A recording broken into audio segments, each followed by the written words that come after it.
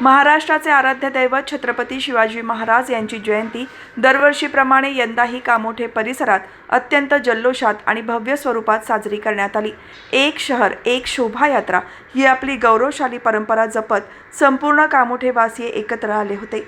ढोल ताशांच्या गजरात, लेझिम पथकांच्या निनादात आणि जय भवानी जय शिवाजीच्या जयघोषाने संपूर्ण परिसर शिवमय झाला होता। या सोहळ्यामुळे हजारो शिवभक्त सहभागी झाले होते।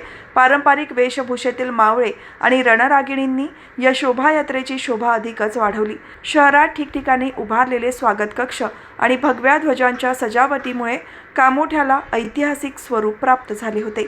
अत्यंत शिस्तबद्ध पद्धतीने पार पडलेल्या या सोहळ्याने शहराच्या एकतेचे दर्शन घडवले असून तरुण पिढीमध्ये शिवरायांचे विचार पोहोचवण्याचा संकल्प यावेळी करण्यात आला।